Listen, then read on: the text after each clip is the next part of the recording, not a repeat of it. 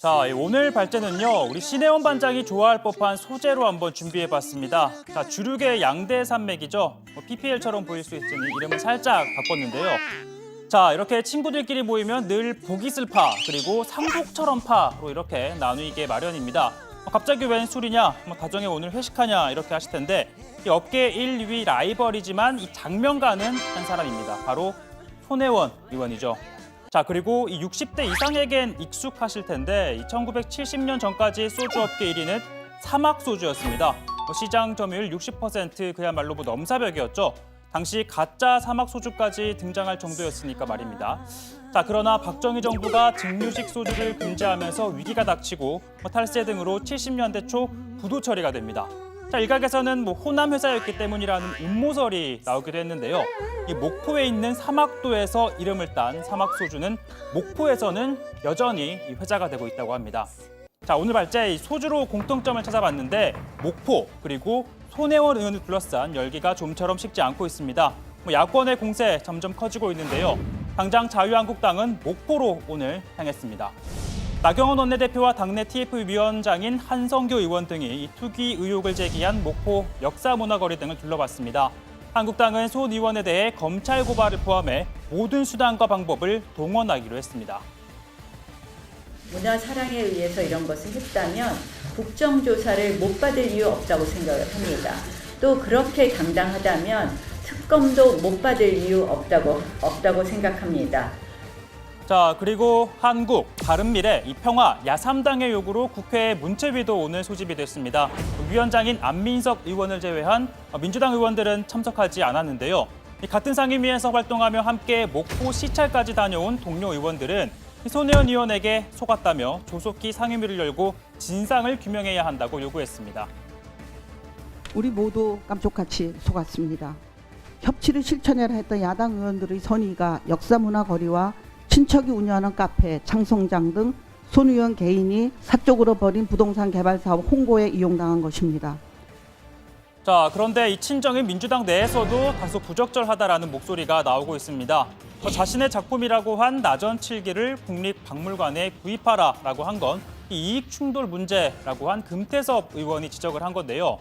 자, 그러자 손혜원 의원, 가짜 뉴스를 이용했다. 도대체 나를 어떤 사람으로 본 것이냐며 강하게 반발했습니다. 그러면서 자초지정을 알아본 뒤 정중하게 사과하라고 요구했습니다. 자, 그리고 보신 것처럼 구입을 압박했다는 데 대해서는 국립중앙박물관이 입장을 내놨습니다. 근현대 나전 7기 작품 등을 구입하기 위해 조사를 하긴 했지만 손 의원의 요구에 따른 게 아니라 자체적으로 판단한 것이라고 했는데요. 다만 당시 내부에서는 고고학, 미술사 연구 전시를 표방하는 박물관이 현대 작품을 구입하는 것을 두고 의견 충돌이 있었던 것으로는 보입니다. 자, 그렇다면 박물관이 당시 구입한 게 어떤 작품이었냐? 자, 오늘 그게 처음으로 공개가 됐습니다. 총 4점인데요. 박물관은 삼국시대 항아리 기형을 성형한 작품이다. 그리고 또 하나는 전통적 기법을 활용한 현대 작품이라고 소개를 했습니다. 자, 손혜원 의원은 또 아버지가 독립유공자로 선정되는 과정에 개입했다는 의혹도 함께 제기가 됐죠.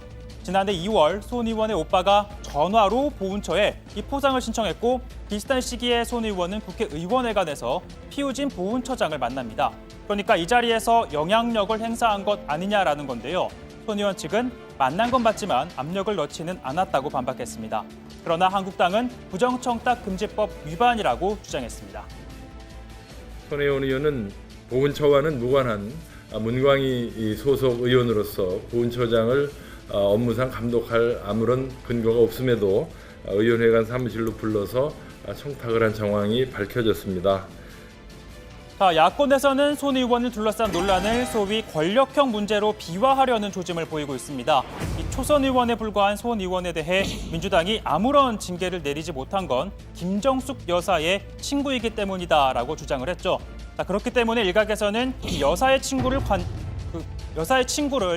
관할하지 못한 조국 민정수석에게도 책임이 있다는 주장까지 나왔습니다. 자, 심지어 손 의원의 탈당 기자회견에 동석했던 홍영표 원내대표에 대해서는 이렇게 얘기를 합니다. 그리고 표정이 그 생각이 안 나세요? 이게 청와대 실세 여기에 원내대표가 꽉 눌려갖고 얘기 들었더니 그 홍영표 원내대표도 나가기 싫은데 손혜원 의원이 뭐 나가자 뭐 그래서 나왔다는 거 아니에요. 손혜원 의원이 그 홍영표 원내대표 어깨 고개를 손을 딱 얹었다는 거예요. 이게 뭡니까 이게? 네. 나는 이게 정말 나라냐 싶어요.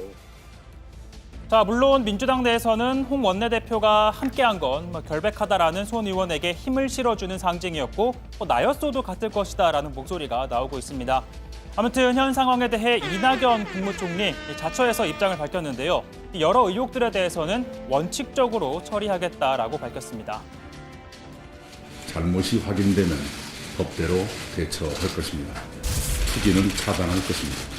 정부 여당이 국민 앞에 더 겸허해져야겠다 하는 다짐을 함께 했으면 합니다.